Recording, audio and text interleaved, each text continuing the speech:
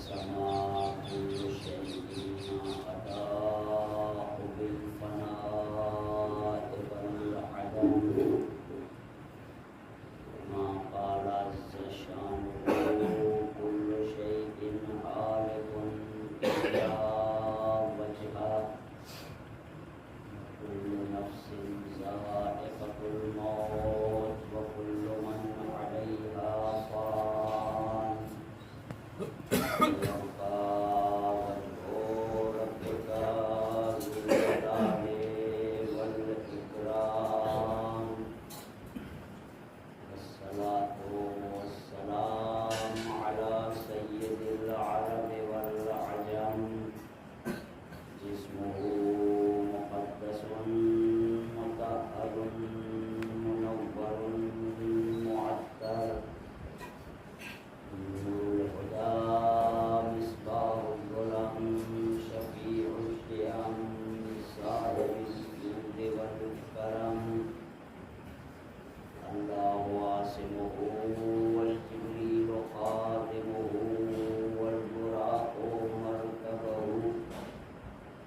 قاب قوسين جد الحسن والحسين مولانا ومولى الثقلين سيدنا المؤجد بشيرنا المصدق نذيرنا المؤيد المصطفى الأمجد المحمود الأحمد أبي القاسم محمد اللهم صل على محمد وآل محمد وعلى أهل بيته الطيبين الطاهرين المعصومين المظلومين ولعنة الله على أعدائهم أجمعين أما بعد فقد قال الله تعالى في كتابه المحكم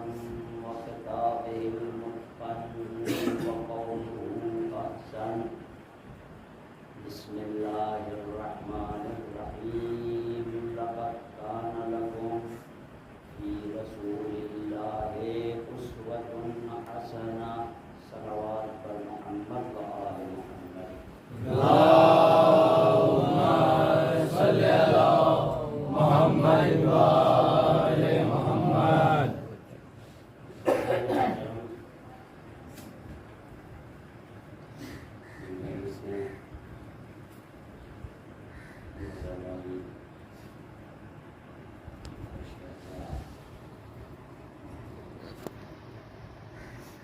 انسان کو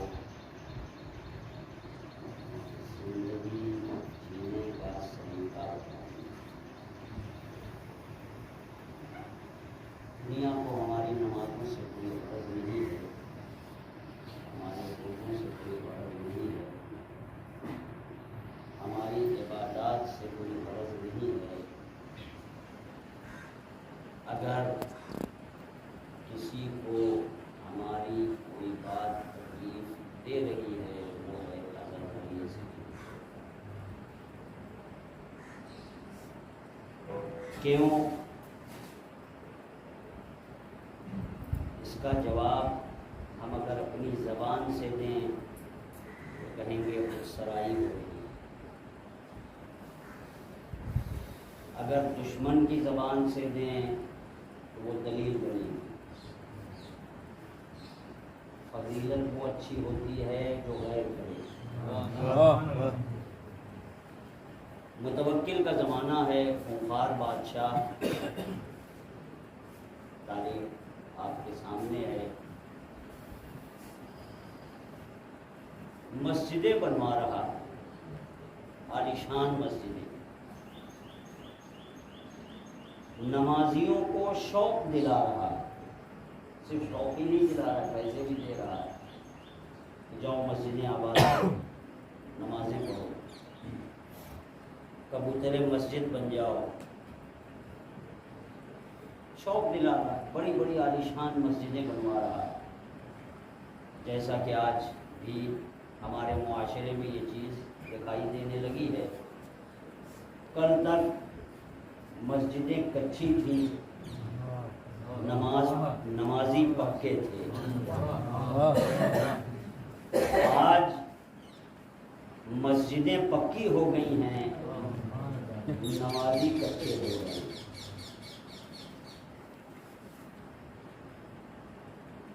لیکن متوکل مسجدوں کو بنوانے کے ساتھ ساتھ روضہ امام حسین، حرم امام حسین، قبر امام حسین پر حل چلوا رہا ہے. مسجدیں بنوا رہا ہے، نمازیوں کو شوق دلا رہا ہے، پیسے بانٹ رہا ہے، مسجدیں آباد کرو.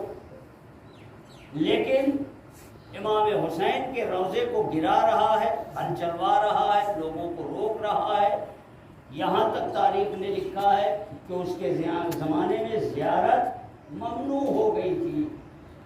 اگر کسی کو زیارت کے لیے جانا ہے تو اپنی اولاد کی قربانی پیش کرے پھر جائے.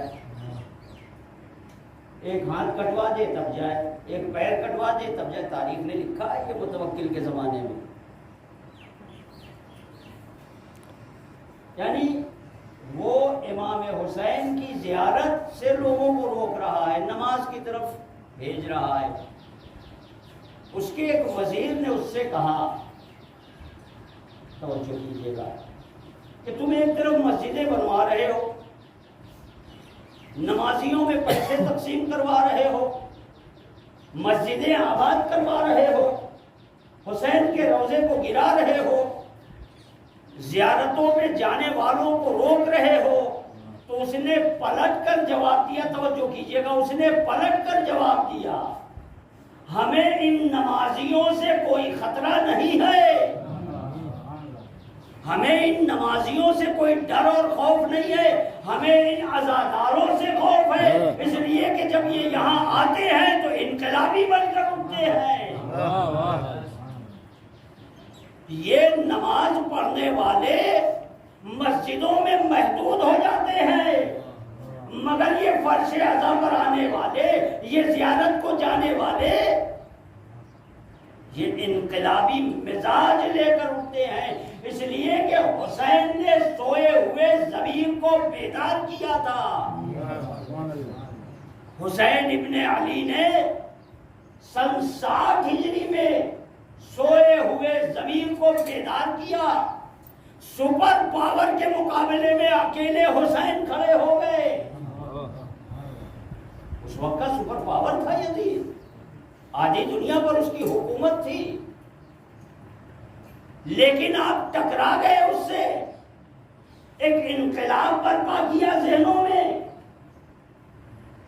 لہذا آپ دیکھیے کربلا سے پہلے انقلاب کم ہے یا نہ ہونے کے برابر ہے، مگر کربلا کے بعد ہر حکومت کو ایک انقلاب کا سامنا کرنا پڑا.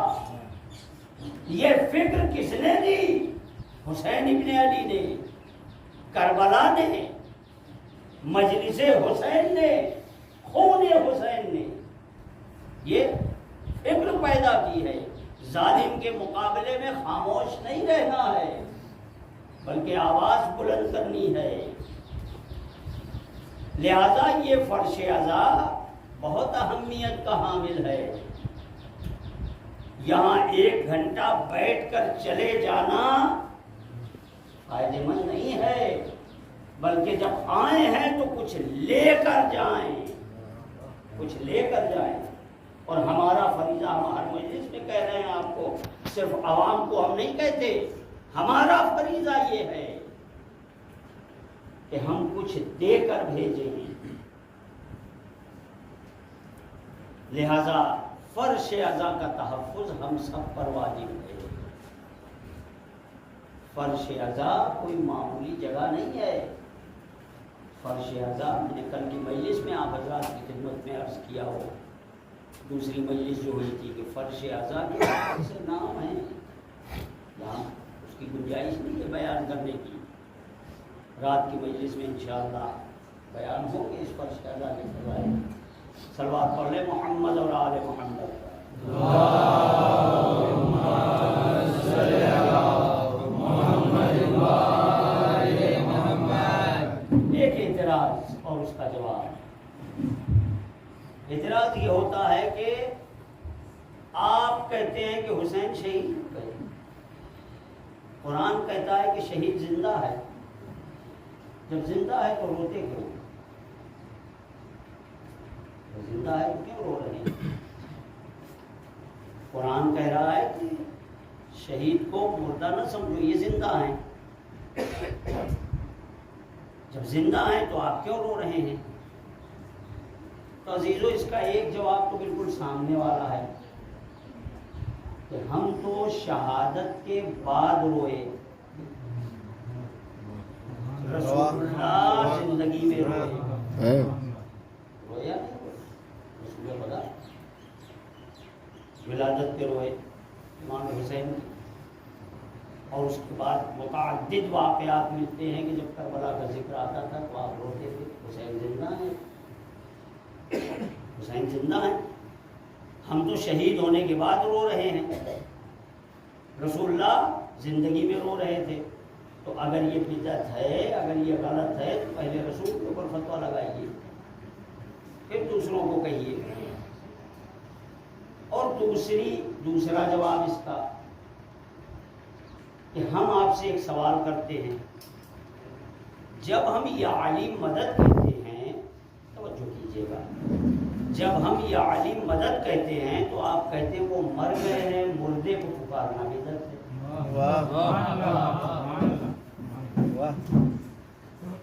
या अली मदद जो हम कहते हैं तो आप कहते हैं वो मर गए हैं, मुर्दे को ना पुकारो। और जब हुसैन पर मातम करते हैं, रोते हैं, तो आप कहते हैं कि ये जिंदा है।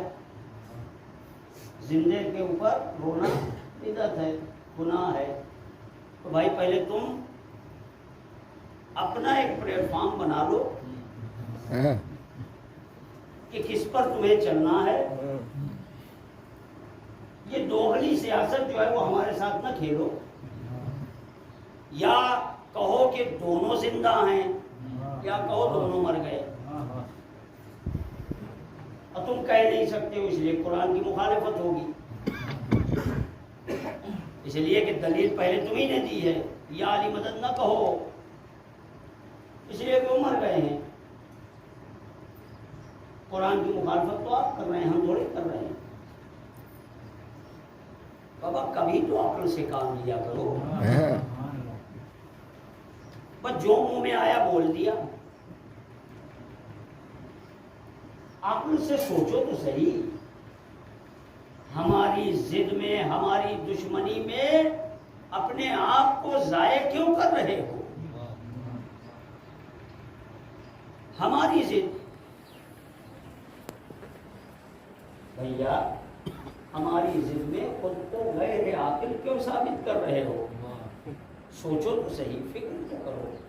इसीलिए शायद रसूलुल्लाह ने कहा है कि आकिल की जबान उसके अक्ल के पीछे होती है। जब वो कुछ बोलता है तो सोचता है, और गैर आकिल बगैर सोचे समझे बोल देता है, जैसे यही एतराज है। लिहाजा अगर कभी आपके सामने ये बात आ जाए तो आप ये दो दलील दे सकते हैं। सलवात पढ़ लें मोहम्मद और आले मोहम्मद पर।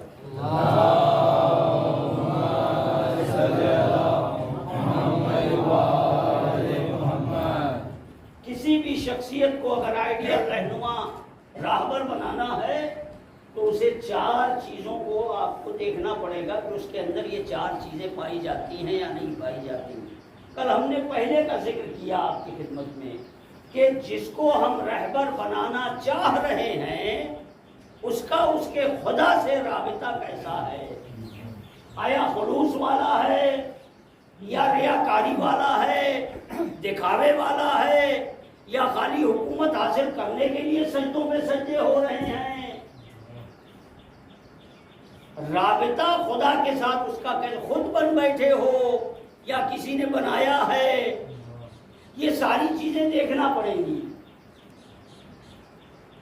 इसलिए कि जब तक ये न पता चले कि इसका राबिता किससे है, हर ऐरे गैरे को हम अपना रहनुमा और रहबर नहीं बनाते हैं।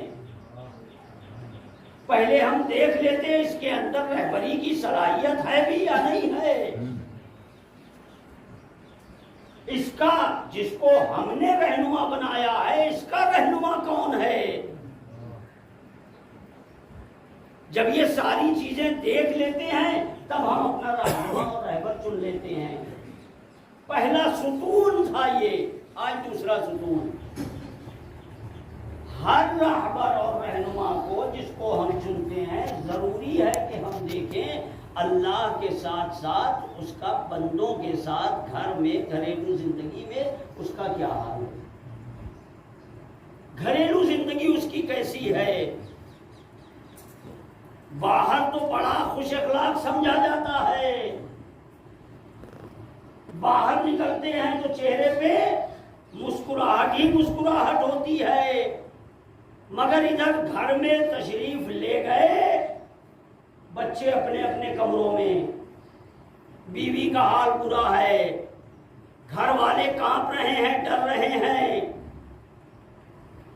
یہ آدمی راہبر اور رہنما بننے کے لائق نہیں ہے. اور عزیزو یاد رکھیے گا، اگر گھریلو زندگی بیوی کے ساتھ، ماں کے ساتھ، باپ کے ساتھ، بھائی بہنوں کے ساتھ اگر تعلقات اچھے نہیں ہیں تو چاہے جتنے بڑے مومن بن جاؤ عذاب الہی سے نہیں بچ سکتے ہو. میں اپنی طرف سے یہ بات نہیں کہہ رہا ہوں. سعد بن معاذ رسول کے جلیل القدر صحابی، بہت توجہ عزیزو، مجھے سیرت بیان کرنا ہے. میں آپ کی مرضی کے مطابق نہیں پڑھوں گا، مجھے پڑھنا وہ ہے کہ جو جس سے جناب سیدہ پنجتن پاک میرا خدا راضی ہو. میں روز اول سے یہ بات آپ کی خدمت میں عرض کر رہا ہوں کہ ہماری بھی کچھ ذمہ داریاں ہیں، وہ ذمہ داری میں نبھاؤں گا. البتہ آپ کو بھی سونے نہیں دوں گا. صلوات پڑھ لیں محمد اور آل محمد پر. اللہم صلی علی محمد و آل محمد. اپنے اگل بغل دیکھتے رہیے گا، اگر کوئی سو ہو رہا ہو ذرا صلوات زور سے پڑھیے تاکہ وہ بھی جاگ جائے. اللہم صلی علی محمد و آل محمد. بلند صلوات. اللہم صلی علی محمد و آل محمد. سعد بن معاذ جلیل القدر صحابی، ایسا صحابی کہ جب اس کا انتقال ہوا جنگ بدر میں، جنگ احد میں زخمی ہوئے، انتقال ہوا، رسول خدا برہنہ پا اس کی تشییع جنازہ میں آیا. 1000 ملائکہ تشییع جنازہ میں شامل تھے. قبر میں رسول خود اترے، قبر میں رسول خود بے نفس نفیس اترے اور ان کو قبر میں اتارا. اور جب دفن ہو گئے تو رسول نے اپنے اصحاب سے کہا جلدی دور چلے جاؤ. کہا یا رسول اللہ کیوں؟ کہا اس کے اوپر فشار قبر ہونے والی. یا رسول اللہ آپ بے نفس نفیس برہنہ پا تشییع جنازہ میں، 1,00,000 ملائکہ تشییع جنازہ میں، خود آپ قبر میں اترے، اب بھی اس کو فشار قبر ہونی ہے؟ کہا ہاں اب بھی اس کو فشار قبر ہونی ہے. کہا یا رسول اللہ علت کیا ہے؟ کہا علت یہ ہے کہ گھر میں اس کے تعلقات اچھے نہیں تھے، بیوی کے ساتھ اس کے حالات اچھے نہیں تھے. اب آپ سوچ لیجیے، ہمارے جنازے میں تھے، ہمارے جنازے میں تو مولوی صاحب بھی قاعدے سے نہیں آتے. آئے دعا کیجئے کہ ہم اس دنیا سے اٹھیں تو جمعہ یا جمعرات مل جائے ہم کو تاکہ فشار قبر سے بچ جائیں. لیکن ایسے آدمی کے لیے جمعہ جمعرات بھی کام آنے والی نہیں ہے، اس لیے کہ جب رسول ساتھ ہو، ملائکہ ساتھ ہو، قبر قبر میں رسول اتر رہا ہو پھر بھی فسارے قبر سے نہ بچے. تو اس کا مطلب یہ ہے کہ گھریلو زندگی اس کی اہم ہے. گھریلو زندگی اس کی بہت اہم ہے. سیرت الرسول بیان ہو رہی ہے یہاں. رسول کی سیرت کیا ہے؟ رسول کی ایک زوجہ سے پوچھا گیا رسول اللہ گھر میں کیسے زندگی گزارتے تھے؟ تو انہوں نے بتایا رسول اپنے پورے دن کی روٹین جو ہوتی تھی اس کو 3 حصوں میں تقسیم کرتے تھے. پہلا حصہ عبادت کے لیے، دوسرا حصہ گھر کے افراد کے لیے، بیوی بچے ماں بہن بھائی، تیسرا حصہ عوام کے لیے.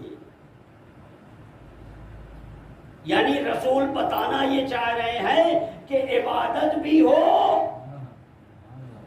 گھرداری بھی ہو، عوام سے رابطہ بھی نہ ٹوٹنے پائے. ایسا نہ ہو کہ خالی عبادت کے بہانے تم سب کو چھوڑ دو یا سب کے بہانے عبادت کو چھوڑ دو. ارے مولانا ٹائم کہاں مل پاتا ہے؟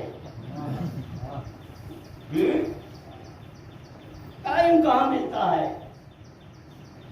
کیسے رابطہ کریں، کیسے عبادت کریں؟ بڑی مشکل سے 7-10 منٹ ملتے ہیں نماز کے لیے. اگر ٹائم کو مینج کیا جائے سلیقے سے تو سب کچھ ہو سکتا ہے. مگر یہ جو ایک بیماری دنیا والوں نے ہم کو دی ہے موبائل کے نام پہ، اچھی بھی ہے کوئی شک نہیں ہے، دنیا نے ترقی کی ہے. اور جب علم کی ترقی آخری منزل پر ہوگی تب ہمارے امام کا ظہور ہونے والا ہے. دنیا نے ترقی کی، اچھی چیز ہے، بہت اچھی چیز آئی سامنے، لیکن اس کے نقصانات بھی ہیں. ہم یہ نہیں کہتے ہیں کہ دنیا کی ترقی سے آپ قدم سے قدم شانہ سے شانہ ملا کر نہ چلیں، ضرور چلیے، مگر افسوس اور صد افسوس یہ ہے کہ ہم نے ان ترقیوں سے کچھ حاصل نہیں کیا. 2 گھنٹے 3 گھنٹے 4 گھنٹے 5 گھنٹے گیم کھیلنے میں گزار دیتے ہیں، چیٹ کرنے میں گزار دیتے ہیں. اور یہ موبائل آپ دیکھیے پتہ نہیں کیا کیا اس میں آتا رہتا ہے. اسلام کے نام پہ، دین کے نام پہ، مذہب کے نام پہ ایک حدیث گڑھی ہوئی جھوٹی حدیث آ گئی، آپ نے جو ہے وہ فوراً دیکھا اچھا یہ حدیث آئی ہے میرے مزاج کی ہے، فوراً سے فالو کرو. خدا کی قسم اگر رمضان ہو تو آپ کا بھی روزہ اور جن لوگوں نے پڑھی ان سب کا روزہ آپ کی گردن پہ ہے. کبھی سوچو تو صحیح کہ کیا آیا ہے، اس کو بھیجنے کا ہدف کیا ہے. مگر ہم ان سب چیزوں کی طرف غور کرتے ہی نہیں ہیں. لہذا یہ موبائل بھی ہم اس کی مخالفت نہیں کر رہے، ہم بھی رکھتے ہیں، لیکن اس سے صحیح استفادہ کیا جائے. ٹائم اگر آپ صحیح واقعاً مینج کریں. آج دنیا ترقی کر رہی ہے اور جیسے ترقی کر رہی ہے جو اسلام کے صحیح نمائندے ہیں وہ ان ترقیوں سے اپنا فائدہ حاصل کر رہے ہیں. آپ دیکھیے ایران کو دیکھ لیجیے، لبنان کو دیکھ لیجیے، کتنا بڑا ملک ہے. آج ظالم کی آنکھ میں آنکھ ڈال کر بول رہا ہے. امریکہ جیسی سپر پاور طاقت وہ کہتا ہے ہم نے ڈرون بنایا، دنیا کی کوئی طاقت اسے توڑ نہیں سکتی، اسے مار نہیں سکتی، اسے اتار نہیں سکتی. جی تم نے دنیاوی علم کا فائدہ اٹھایا تو تم نے دعویٰ کر دیا، اور جو دینی علم لیے بیٹھے ہیں انہوں نے اتار کر بتایا کہ دیکھو تم تکبر اور غرور نہ کرو، یہ دین ہمارا، یہ علم ہمارا ہے، باب مدینۃ العلم سے لیا گیا علم ہے. البتہ ہماری قوم الحمدللہ اس معاملے میں بہت پیچھے ہو میدان علم میں، جبکہ یہ دین، یہ علم مولا کائنات کا دیا ہوا ہے۔ سارے علومات دنیا جتنی ترقی کر رہی ہے، جتنی ترقی کر رہی ہے، یا قرآن کی دین ہے، یا علی کی دین ہے، یا اہل بیت کی دین ہے۔ ہماری میراث وہ لے رہے ہیں۔ بہرحال گھریلو زندگی آپ اگر مینج کریں تو یقیناً آپ ہر جگہ پہنچ سکتے ہیں۔ یہ نہ کہیے مولانا ٹائم کہاں ملتا ہے۔ رسول اللہ نے اپنی زندگی اس طریقے سے گزاری ہے، عبادت کے وقت عبادت، مصلی عبادت پر ہے، اور جب بیوی بچوں کو وقت دینے کا وقت آتا ہے تو آپ پورا وقت دیتے ہیں اپنی بیوی بچوں کو۔ بھیا ایک سنبھالنا ہمارے لیے مشکل ہے، ایک بیوی ہمارے لیے سنبھالنا مشکل ہے۔ رسول 9 یا 13 بیویاں کیے ہوئے تھے، اور چند کے علاوہ کسی کو شکایت نہیں، سب کے ساتھ عدالت سے پیش آتے تھے اور نہیں آتے تھے۔ یہ بھی ایک اعتراض ہے۔ اب چونکہ سیرت بیان ہو رہی لہٰذا بیچ بیچ میں بات آتی رہے گی۔ صلوات پڑھ لیں محمد اور آل محمد پر۔ اللہم صلی علی محمد۔ رسول اللہ پر ایک اعتراض یہ بھی ہے دنیا والوں کا کہ آپ عورت پرست تھے، ہوس پرست تھے، کیا ضرورت تھی 9 شادیاں یا 13 شادیاں کرنے کی؟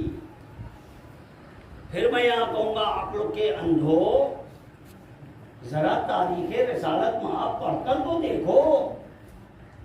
رسول نے اپنی پہلی شادی جوانی میں اگر جو کی ہے وہ ہے جناب خدیجہ سے 25 سال کی عمر میں۔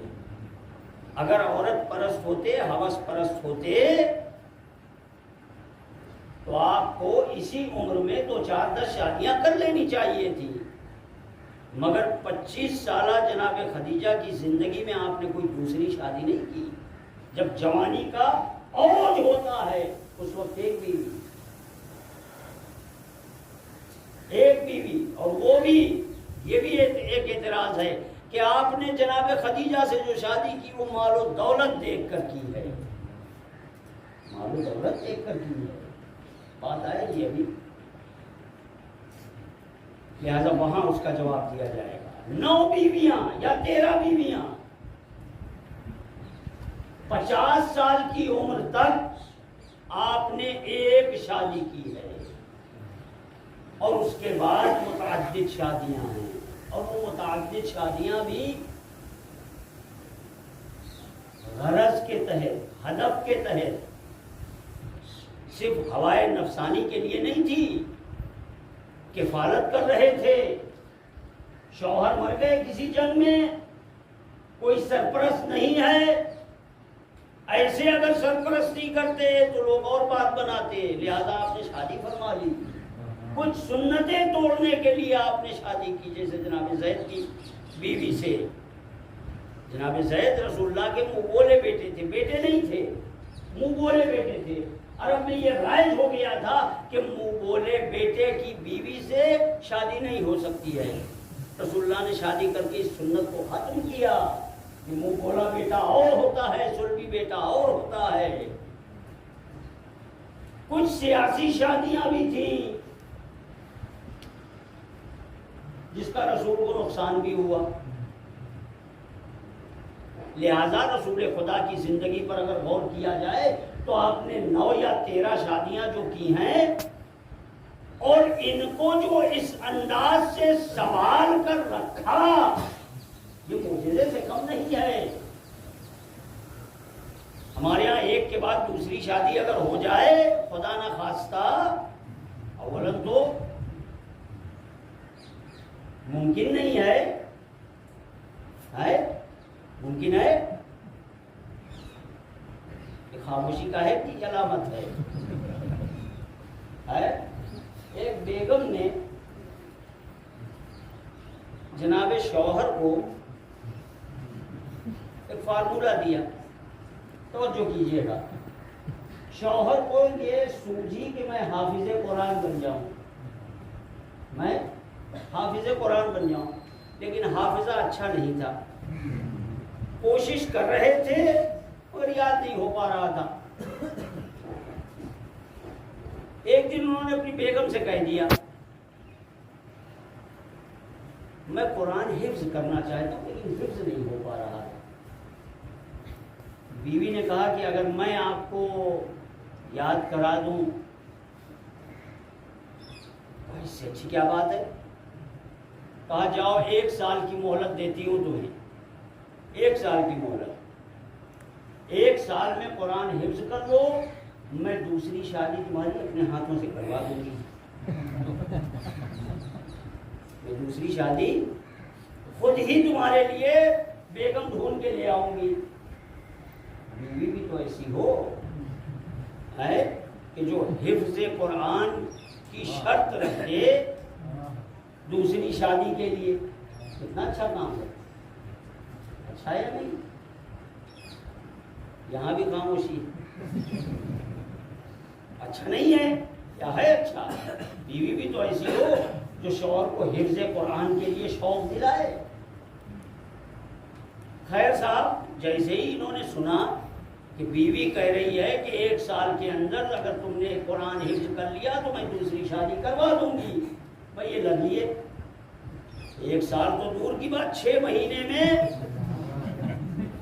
قرآن حفظ، پورا قرآن۔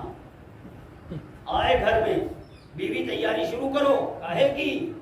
اور جو کیجیے گا کاہے کی؟ دوسری شادی کی تم نے کہا تھا اور شرعی قسم کھائی تھی تم نے، توجہ کیجیے گا، شرعی قسم کھائی تھی۔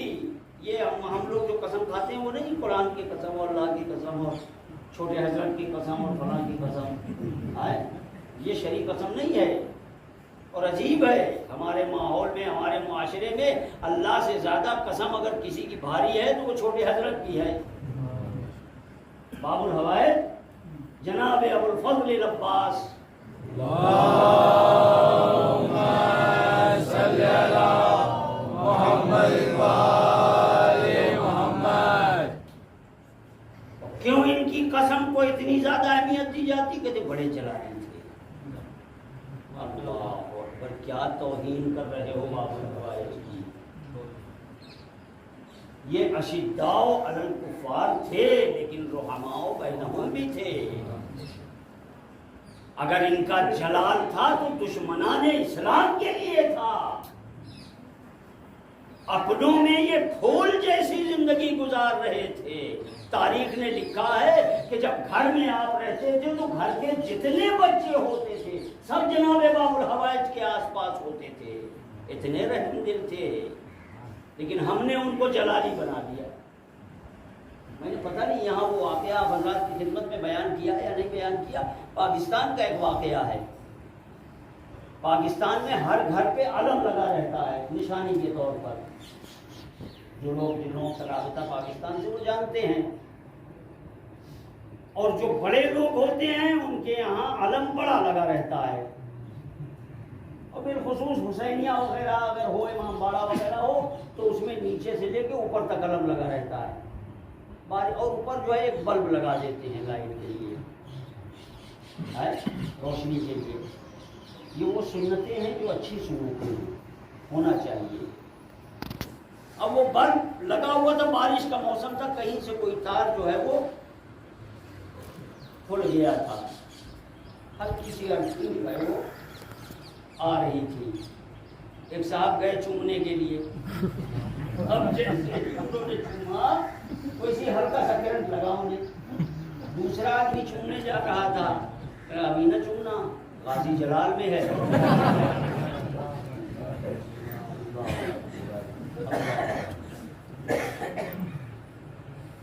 کتنی بڑی توہین ہے باب الحوائج کی، کتنی بڑی توہین ہے۔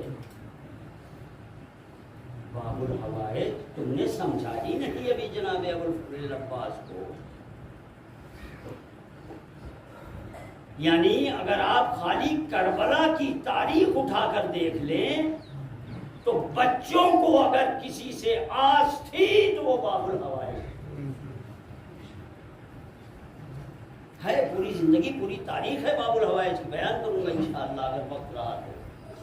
بہرحال وہ شرعی قسم تم نے کھائی تھی. شرعی قسم کیا ہے؟ واللہ باللہ ثم تاللہ. یہ 3 قسم شرعی ہے. اگر اس کو کوئی کھا لے اور نہ کرے تو کفارہ دینا پڑے گا. اور اس کا کفارہ یہ ہے 3 مسکینوں کو کھانا کھلانا، 3 روزے رکھنا. یہ اس کا کفارہ ہے. اب یہ بیگم کے پاس آئے، آ کر کہنے لگے جناب قرآن حفظ ہو گیا ہے، تیاری کرو، تم نے شرعی قسم کھائی ہے، توڑ نہیں سکتی ہو. انہوں نے کہا جناب میں کل سے ہی 3 روزے رکھ کے قسم توڑ لوں گا، دوسری بیوی کے چکر میں نہ پڑو. قرآن بھی حفظ کروا لیا، اپنے آپ کو بھی محفوظ کر لیا. تو کہنے کا مطلب یہ ہے کہ گھریلو زندگی ایسی گزاریے. کچھ اصول ہیں، رسول خدا نے خود بتائے، یہ اصول دیے ہیں. گھر میں رہیے، بیوی بچوں کو پورا وقت دیجیے. ہمارا حال یہ ہے کہ ہم آدھے سے زیادہ دن گھر سے باہر، اور وہ بھی ہونا چاہیے، اس کی میں مخالفت نہیں کر رہا ہوں. رزق معاش کے لیے جانا ہے آپ کو، جائیے، لیکن جب گھر میں آئیے تو اب گھر کے سارے امور انجام دیجیے. بچوں سے پیار کیجیے، بیوی کی مشکلات کو سنیے، گھر میں کیا کمی ہے اس کو پورا کیجیے، ساتھ میں بیٹھ کر کھانا کھائیے تاکہ محبتیں بڑھیں. رسول خدا گھر میں جب رہتے تھے تو کھانا اپنے بیوی کے ساتھ کھاتے تھے، اور یہ اصول بنایا ہوا تھا کہ جب تک رسول گھر میں نہ آ جائیں بیوی کھانا نہیں کھاتی تھی. اور اگر رسول خدا گھر میں ہے اور بیوی کسی کام میں مصروف ہے تو رسول انتظار کرتے تھے. یہ سیرت ہے.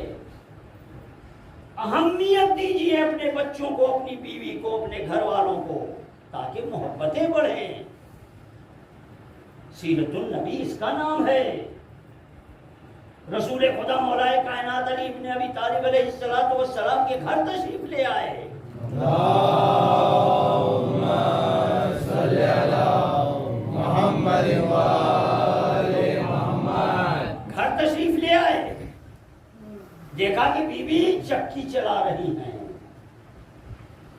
علی قریب میں بیٹھے ہوئے سبزیاں کاٹ رہے ہیں یا دال چن رہے ہیں. آج کا مجھ جیسا مولوی ہوتا تو کہتا، جیسے آج آپ لوگ کہتے ہیں نا مولانا آپ بھی، ویسے ہی وہاں کہتے تھے علی آپ بھی چوروں کے غلام. جی مگر رسول اللہ نے جب دیکھا تو کہا علی تمہیں پتا ہے کہ اس وقت جو تم کام کر رہے ہو اس کا ثواب کتنا ہے؟ مولا کائنات نے کہا کہ اللہ کا رسول بہتر جانتا ہے. آپ نے فرمایا اے علی اگر اس وقت تم اسی حال میں اس دنیا سے اٹھ جاؤ تو شہید مرو گے. ہم جسے جورو کی غلامی کہتے ہیں رسول سے شہادت بتا رہے ہیں. ایسی زندگی گزار کر دیکھو تو صحیح، گھر میں محبتیں آئیں گی، نفرتیں نہیں. یہ جو آج روز سننے میں آتا ہے فلاں کا طلاق، فلاں کا طلاق، فلاں کا طلاق، کیوں ہو رہا ہے؟ اس لیے کہ ہم نے سیرت بطول اور سیرت علی کو چھوڑ دیا ہے، ہم نے سیرت النبی کو چھوڑ دیا ہے. علی جتنے تمہارے بدن میں بال ہیں اتنے حسنات تمہارے لکھے جا رہے ہیں، جتنے تمہارے جسم میں بال ہیں اتنی سیئات تمہارے نامہ اعمال سے حذف ہو رہی ہیں. علی نے کوئی برائی نہیں کی تھی، علی نے کوئی سیئہ انجام نہیں دیا تھا، یہ ہمارے لیے تھا. جسے ہم نے نوکری اور جورو کی غلامی بتا دیا اس کا ثواب دیکھیے کہ اسلام شریعت رسول ہمارا یہ جورو کی غلامی نہیں ہے، یہ محبتیں ہیں. جو بٹ رہی ہیں، ایسا گھرانہ اگر ہو تو بچوں کی تربیت بھی پھر ویسی ہوتی ہے۔ یہ بھی موضوع ہمارا آج کا نہیں ہے۔ ایک دن جناب سیدہ ایسے ہی چکی پیس رہی تھی، رسول خدا گھر میں تشریف لے آئے، دیکھا ہاتھ سے خون بہ رہا ہے۔ علی ساتھ میں بیٹھے ہوئے ہیں جو حسنین کو گود میں لیے ہوئے ہیں۔ کہا بیٹی میں دیکھ رہا ہوں کہ چکیاں پیس پیس کے تمہارے ہاتھ سے خون بہ رہا ہے۔ کہا ہاں بابا، لیکن مجھے اس میں لطف آ رہا ہے۔ اللہ اکبر۔ بیٹی لطف کا ہے کا؟ کہا جب میں یہ سوچتی ہوں کہ میں اپنے شوہر کی شوہرداری کر رہی ہوں، اپنے گھر کو مینیج کر رہی ہوں، تو مجھے اچھا لگتا ہے۔ کہا بیٹی کوئی حاجت؟ کہا اگر ہو سکے تو ایک کنیز کا انتظام کر دیجیے۔ کہا بیٹی دو راستے ہیں، یا تو ایک کنیز کا انتظام کر دوں کہ تمہیں دنیا میں کام دے، یا کوئی ایسا عمل بتا دوں کہ جس سے دنیا اور آخرت دونوں تمہاری سنور جائے۔ آج کی عورت ہوتی تو کیا جواب دیتی؟ یہ دنیا سنوار دو، آخرت تو سنورتی رہے گی۔ لیکن وہ ہے جناب سیدہ، انہوں نے کہا بابا کوئی ایسا کام کہ جو یہاں بھی کام آئے وہاں بھی کام آئے۔ کہا پھر میں تمہیں تسبیح تعلیم کرتا ہوں۔ تسبیح جناب سیدہ معمولی نہ سمجھیے اسے، وقت نہیں ہے ورنہ اس کی میں فضیلت بیان کرتا آپ کی خدمت میں۔ اور رسول نے وہ تسبیح آپ کو تعلیم فرما دی۔ اچھا اب آپ بتائیے، چکیاں کیا تسبیح چکیاں چلا دے گی؟ گھر کے امور تسبیح انجام دے گی؟ ہرگز نہیں۔ تو اس سے جناب فاطمہ کو فائدہ کیا ہوا؟ کیا فائدہ ہوا اس سے؟ تو دیکھیے ایک چیز ہے، ایک ہے احساس اور ایک ہے تکلیف۔ اگر احساس ہو جائے کہ ہمیں تکلیف ہو رہی ہے تو تکلیف ہونے لگے گی، ہے یا نہیں ہے؟ مثال کے طور پہ میں آپ سے کہوں کہ ذرا میرے ساتھ آپ یہاں سے لال دروازہ کو جگہ ہے یہاں، وہاں تک آپ میرے ساتھ چلیے، اور چلنا پیدل ہے، چلنا بھی پیدل ہے۔ ارے جناب میری عمر دیکھیے، آپ مجھے کہاں پیدل لے جا رہے ہیں؟ ارے بائک کھڑی ہے، گاڑی کھڑی ہے، رکشا کھڑا ہے، بیٹھ جاتے ہیں اس میں چلتے ہیں۔ کہا کیوں بھائی؟ کہنے لگا ارے جناب بہت دور ہے، کہاں تک پیدل چلیں گے، تھک جائیں گے۔ تو یہ تھکان کس لیے ہے؟ اس احساس کی وجہ سے ہے کہ بہت دور ہے یا نہیں ہے؟ توجہ کیجیے گا۔ اسی بزرگ کو 40 میں نجف کے اس بارڈر پہ لے جا کے کھڑا کر دیجیے جہاں سے پیدل چلنا ہے اسے، اور اس سے کہیے تھکے ہو؟ میں نے بہت بڑی بات کہہ دی آپ کے سامنے، تھکے ہو، تھک جاؤ گے، چلو گے؟ ارے جناب کیسی بات کر رہے ہیں آپ نے بھی دیکھا ہوگا ٹیلی ویژن وغیرہ پہ، یہ موبائل وغیرہ پہ کئی باتیں، کیسے کیسے بوڑھے لوگ جا رہے ہیں۔ کیوں؟ کہنے لگے وہ احساس ختم ہو گیا ہے اور ایک نیا احساس زندہ ہو گیا ہے۔ یعنی تکلیف اس وقت ہوتی ہے کہ جب احساس ہو۔ توجہ کیجیے، تکلیف اس وقت ہوتی ہے کہ جب احساس ہو۔ اگر احساس ہی ختم ہو جائے تو تکلیف خود بخود ختم ہو جاتی ہے۔ بیوی کو رسول خدا نے یہی فائدہ دیا ہے کہ تم تسبیح خدا کرتی رہو گی، تمہیں چکی چلانا پتہ نہیں چلے گا، لہذا تکلیف محسوس نہیں ہوگی۔ اور یہ تسبیح اور یہ تسبیح اور میں یہ کہتا ہوں جناب فضا دے بھی دیا آپ نے، تو کیا جناب فضا آپ دیکھیے جناب فضا جب آئی ہیں تو کیا جناب فاطمہ نے فضا کا تقاضا اس لیے کیا تھا کہ ان کے کام میں کمی آ جائے؟ اگر یہی ہدف ہوتا تو جناب فاطمہ سارا کام ان کے حوالے کر دیتی، سارا کام ان کے حوالے کر دیتی، خود کچھ نہ کرتی، مگر آپ نے کام بانٹے۔ دیکھیے یہاں بھی سیرت ہے کہ اگر گھر میں کنیز ہے، کام والی ہے، تو اس کو بالکل پورا نہ سمجھ لو، بلکہ اس کے احساسات کا بھی خیال رکھو۔ کہاں سے لاؤ گے ایسی سیرت؟ کہاں سے لاؤ گے ایسی سیرت؟ لہذا اس لیے بھی جناب سیدہ نے کنیز کا تقاضا نہیں کیا کہ بھائی چلو جتنے سخت کام ہیں فضا تم کر لینا، آسان کام میں کر لوں گی، نہیں، ایک دن کا پورا کام میں، ایک دن کا پورا کام فضا آپ کریں گی۔ لہذا یہ کنیز مانگنا بھی دنیا والوں کے لیے تھا کہ اگر کنیزی کے ساتھ، کنیز کے ساتھ گھر والے کا رابطہ کیسا ہونا چاہیے یہ بھی تو جناب سیدہ کو بتانا تھا۔ لہذا آپ دیکھ لیجئے کس انداز سے آپ نے زندگی گزاری ہے۔ ابھی بہت سی باتیں ہیں، کل انشاءاللہ بیان ہوں گی، آج تھوڑی سی بات جناب فضا کی آ گئی ہے تو سنتے جائیے اس کنیز کا بھی۔ آپ کنیز نہیں تھیں، آپ ہندوستان یا سوڈان کی کے بادشاہ کی بیٹی تھیں، شہزادی تھی، یہ کسی جنگ میں اسیر ہو کر آئی تھی، مگر جب در سیدہ پر آئیں تو اپنی وہ شہزادی والی زندگی بھول کر سیدہ کی کنیزی پر فخر کیا۔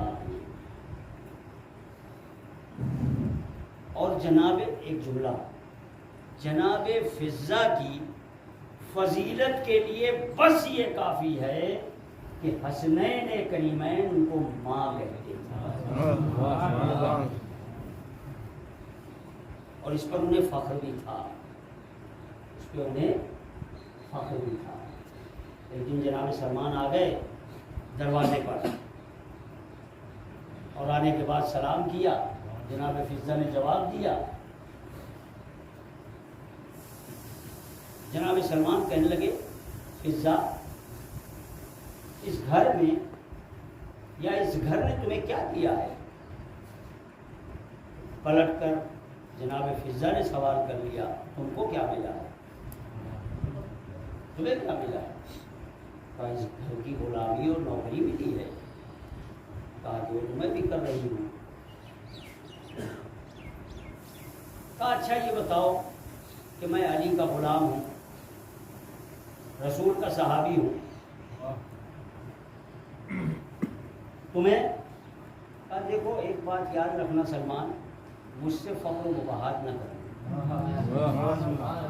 مقابلہ نہیں، در زہرا کی کنیز ہے نا، لہذا کہ مجھ سے فخر و مباحات نہ کرنا۔ کہا کیوں؟ کہا تم جنت میں جاؤ گے، میں جنت میں رہتی ہوں۔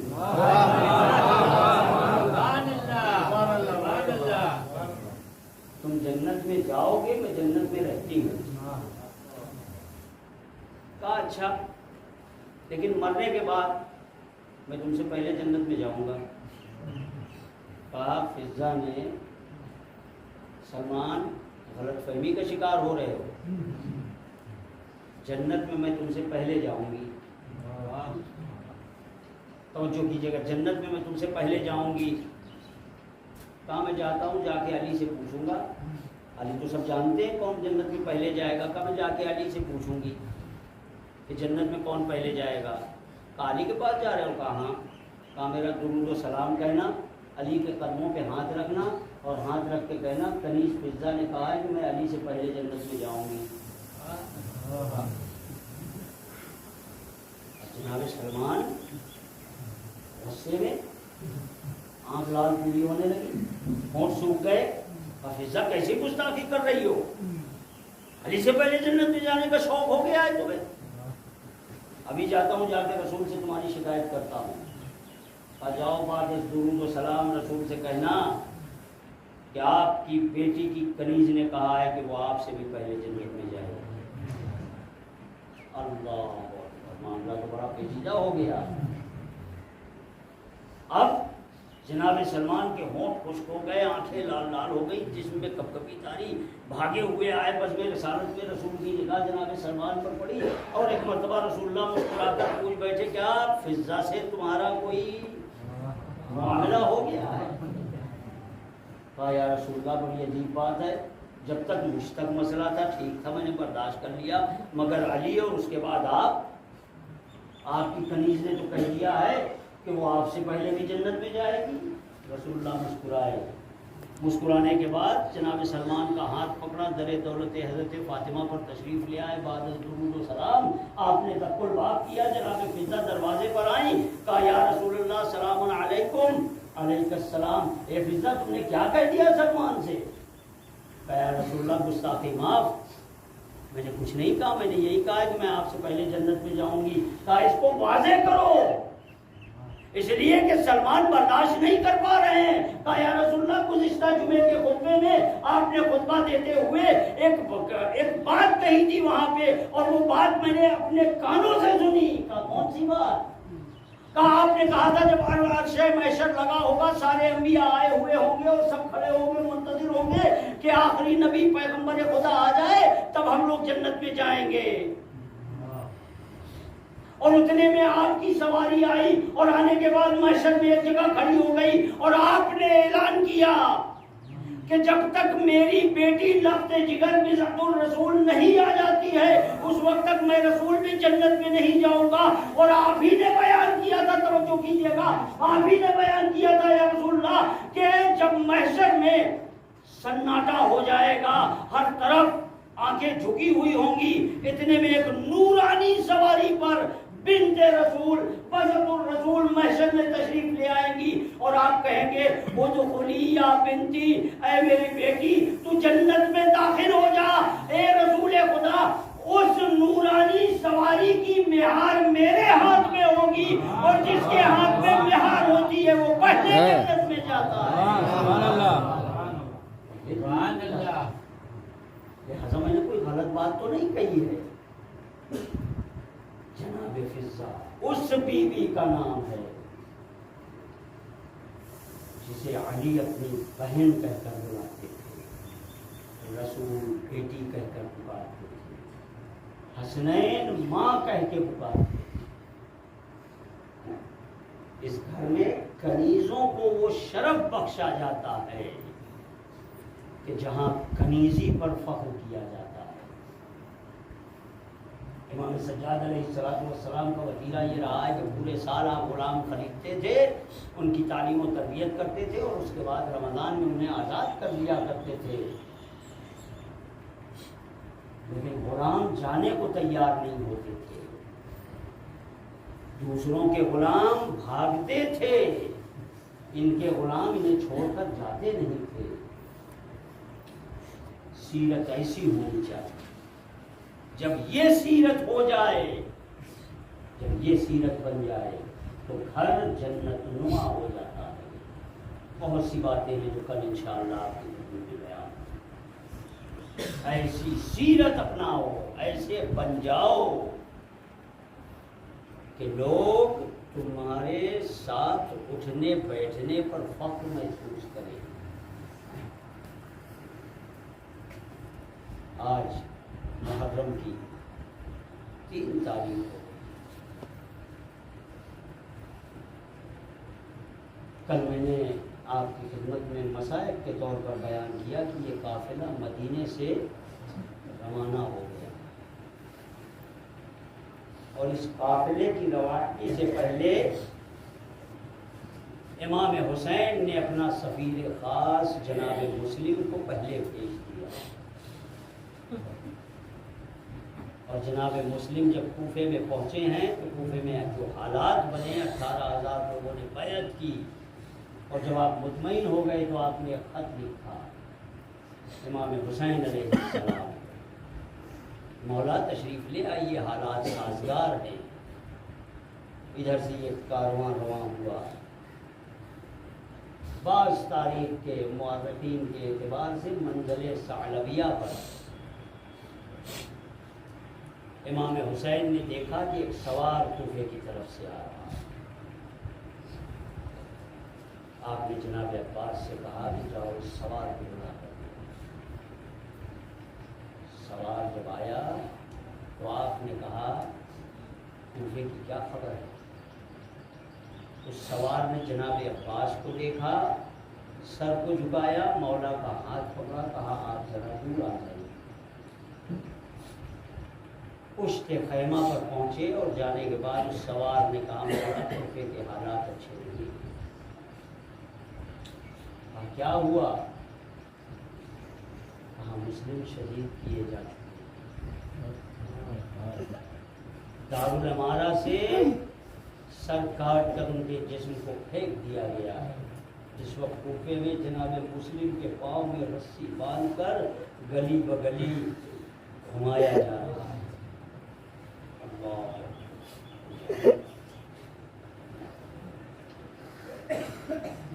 کیوں الگ لے گئے؟ سامنے جناب عباس کے کیوں نہیں بیان کیا؟ شاید وجہ یہ ہو کہ جناب عباس کی بہن بیاہی تھی جناب مسلم.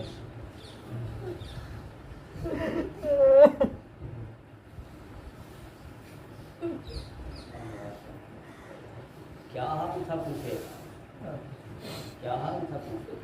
18,000 لوگوں نے بیعت کی. اور ایک وقت وہ آیا کہ جب مسلم مسجد میں اکیلے تھے، پلٹ کر دیکھا کوئی نہیں، حالات سمجھ گئے. آپ کوفے کی گلیوں میں بھٹکتے رہے، آخر ایک در پر جا کر بیٹھ گئے، تھک کر بیٹھ گئے. ایک بی بی گھر سے باہر نکلی، کہا شیخ تم یہاں سے چلے جاؤ. عجیب مظلومانہ جملہ کہا گیا. کہا بی بی کہاں چلا جاؤں؟ جس کا کوئی گھر نہ ہو،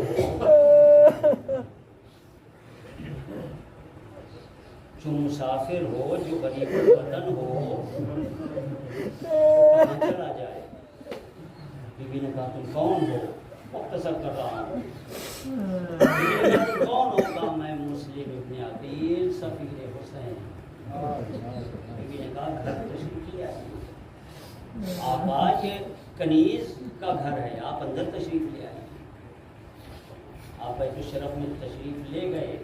نماز صبح کا وقت تھا کہ آپ نے گھوڑوں کی ٹاپوں کی آوازیں سنی. میں نے سارے مسائل درمیان میں چھوڑ دیے.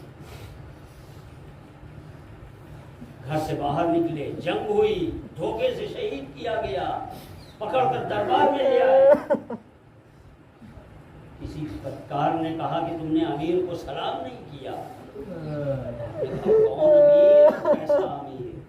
میرا امیر تو بس کچھ دارالعمارہ پر لے گئے. کوئی آخری خواہش؟ کہا 2 رکعت نماز کی اجازت دے دو. 2 رکعت نماز پڑھی آپ نے. ایک طرف انگلی اٹھا کر آپ نے کہا السلام علیکم یا میرے مولا، میرا آخری سلام قبول ہو. اور یہ کہنے کے بعد ظالم کا خنجر چلا، آپ کے سر و جسم میں جدائی ہو گئی. امام حسین ایک جگہ سے ایک منزل سے جو گزر رہے تھے، آپ نے جواب دیا علیک السلام یا سفیری و معتمدی. اے میرے سفیر اور معتمد، میرا جواب سلام بھی قبول کرو. اور اس کے بعد آپ نے جناب عباس سے کہا خیمے لگا دیے جائیں. خیمے لگا دیے گئے. آپ اس خیمے میں آئے جہاں جناب مسلم کی بیوہ اور ایک بیٹی تھی. اس کو قریب بلایا.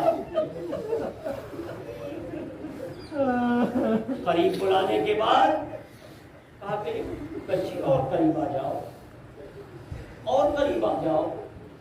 خاندان بنی ہاشم کی بچی تھی نا. حسین کے لطف و کرم کو دیکھ کر اس نے 2 قدم پیچھے ہٹا. کہا مولا مجھے یہ بتا دیجیے میرا بابا سلامت، میرا بابا سلامت ہے یا نہیں؟ حسین نے بچی کو قریب بلایا، گود میں بیٹھا کر سر پہ دست شفقت پھیرنے لگے، اے میری بیٹی، آج سے تو مجھے اپنا باپ سمجھ لینا۔ اور اس کے بعد جناب زینب کو آواز دی، اے بہن زینب، وہ چھوٹا والا صندوقچہ جو ماں کا ہے اس کو اٹھا لو۔ اب وہ جو صندوقچہ آیا، آپ نے اسے کھولا، کھولنے کے بعد وہ چھوٹے چھوٹے بندے نکالے، جناب رقیہ کے یا جناب عاتقہ جو بھی نام صحیح ہو، آپ نے کانوں میں پہنا دیے، دست شفقت پھیرنے لگے۔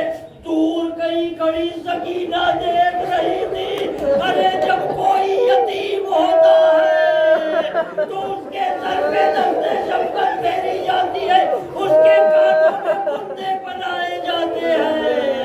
اے بی بی سکینہ، ارے یہ حسین ہے، کل عصر عاشور جب حسین شہید ہوں گے کوئی بندے نہ پہنائے گا، ارے بندے کھینچنے والے آئیں گے، تماچے مارنے والے آئیں گے۔ سَيَعْلَمُ الَّذِينَ أَيَّ مُنقَلَبٍ يَنقَلِبُونَ